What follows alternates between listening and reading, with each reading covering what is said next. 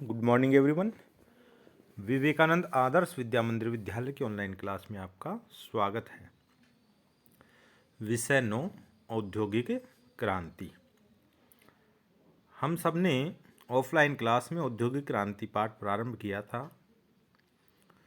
उसी बीच आपके कोरोना की छुट्टियां प्रारंभ हो गई, इसलिए औद्योगिक क्रांति जो आपका लेसन है उसको पुनः अपन दोहरा रहे हैं, जिसमें पाठ आपका कंप्लीट करवाया जाएगा। औद्योगिक क्रांति का अर्थ आपको बताया था कि उद्योगों में वृहत स्तर पर जो उत्पादन हुआ उसी को औद्योगिक क्रांति नाम दिया गया है। वृहत स्तर पर यानी बड़े स्तर पर उत्पादन होना, बहुत अधिक सामग्री का उत्पादन होना। अब ये एक साथ उत्पादन इतना क्यों हुआ? तकनीकी के विस्तार के कारण और मशीनरी के कारण। नई नई मशीनों का आना, नई से नई तकनीकी का उपयोग लेना, इससे उद्योगों में तेज़ी से उत्पादन बढ़ा, जिसी को औद्योगिक क्रांति के नाम से जानते हैं। इसी विषय से संबंधित हमारा ये पाठ है, जिसको हम यहाँ विस्तार से देखेंगे।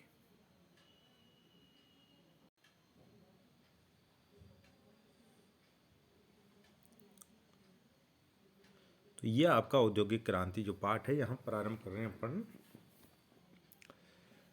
ब्रिटेन में 1780 के दशक और 1850 के दशक के बीच उद्योगों और अर्थव्यवस्था का जो रूपांतरण हुआ उसे प्रथम औद्योगिक क्रांति के नाम से पुकारा जाता है। उद्योगों में और अर्थव्यवस्था में जो रूपांतरण अर्थात जो परिवर्तन हुआ, जो इसका रूप परिवर्तन हुआ, उसी को औद्योगिक क्रांति से हम जानते हैं, जिसका सरल शब्दों में मैंने अर्थ बताया कि उद्योगों में वृहत स्तर पर उत्पादन होना, तात्पर्य उद्योगों में तेजी से परिवर्तन होना, उत्पादन का बढ़ना, इसी को औद्योगिक क्रांति के नाम से हम जानते हैं। इस क्रांति के ब्रिटेन में दूरगामी प्रभाव हुए। चूंकि ये क्रांति सबसे पहले कहाँ प्रारंभ हुई थी? ब्रिटेन में। हमने पूर्व में भी अध्ययन किया कि सबसे पहले औद्योगिक क्रांति का प्रारंभ ब्रिटेन में हुआ था, इसलिए इसके कई प्रभाव, दूरगामी प्रभाव देखने को वहाँ पर मिले। बाद में यूरोप के देशों और संयुक्त राज्य अमेरिका में ऐसे ही परिवर्तन हुए और उन परिवर्तनों को उन देशों तथा शेष विश्व के समाजों और अर्थव्यवस्था पर भी गहरा प्रभाव छोड़ा। इंग्लैंड के बाद धीरे धीरे संपूर्ण यूरोप में इस औद्योगिक क्रांति के प्रभाव देखने को मिलते हैं। उसके उपरांत संयुक्त राज्य अमेरिका और अमेरिका महाद्वीप में भी औद्योगिक क्रांति के परिणाम और परिवर्तन जो हुए वो हमारे को देखने को मिले। ब्रिटेन में औद्योगिक विकास का यह चरण नई मशीनों और तकनीकी से गहराई से जुड़ा। हमने अभी चर्चा की कि ये जो परिवर्तन हुआ वो नई मशीनों और नई तकनीकी के प्रयोग लेने से हुआ। ये जो वृहत स्तर पर उत्पादन हुआ, ये जो नया परिवर्तन देखने को मिला, वो नई मशीनों के आने से और नई तकनीकी प्रौद्योगिकी काम लेने से ये चीज़ें देखने को मिली।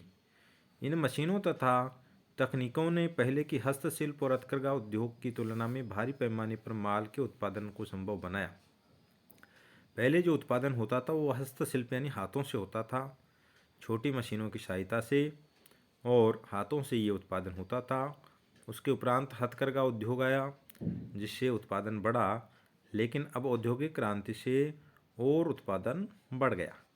इस अध्याय में कपास लोहा उद्योग में हुए परिवर्तनों की रूपरेखा दी गई है। इस अध्याय में जो कपास और लोहा उद्योग में परिवर्तन हुए उनको हम देखेंगे। ब्रिटेन के उद्योगों में शक्ति के एक नए स्रोत के रूप में भाप के व्यापक रूप से प्रयोग होने लगा। भाप की शक्ति का आविष्कार हुआ, जिसको बड़े स्तर पर उपयोग लिया गया। इसके प्रयोग से जहाज़ों और रेलगाड़ियों द्वारा परिवहन की गति अधिक तेज हो गई। भाप की शक्ति आ जाने से रेलगाड़ियों और पानी के जहाज़ों की गति बढ़ गई। इन आविष्कारों तथा व्यापारियों ने ये परिवर्तन लाने में योगदान दिया, और इस कार्य में विभिन्न आविष्कारकर्ताओं ने, व्यापारियों ने ये योगदान दिया।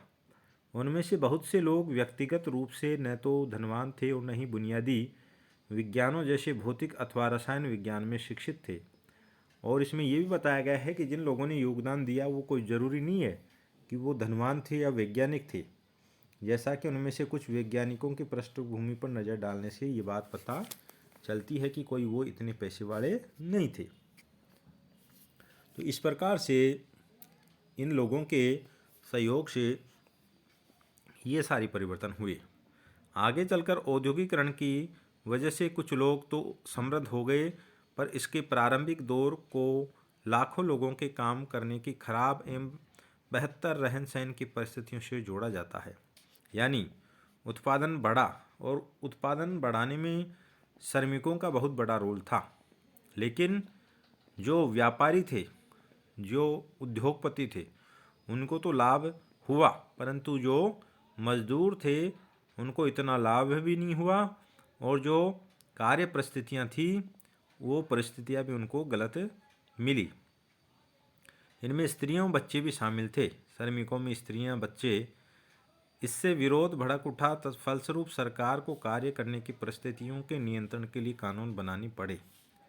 कार्य करने की परिस्थितियों से तात्पर्य है कि जहां ये लोग काम करते थे वहां इनके लिए उचित स्वच्छ जल की व्यवस्था नहीं थी, वायु प्रकाश की व्यवस्था नहीं थी, रेस्ट के लिए रेस्ट रूम नहीं था जहाँ पर ये बैठ के कुछ क्षण रेस्ट कर सकें, भोजन प्राप्त कर सकें, स्वच्छ जल इनको पीने के लिए उपलब्ध नहीं था, और उचित हवा प्रकाश की व्यवस्था भी इनको नहीं मिल पा रही थी।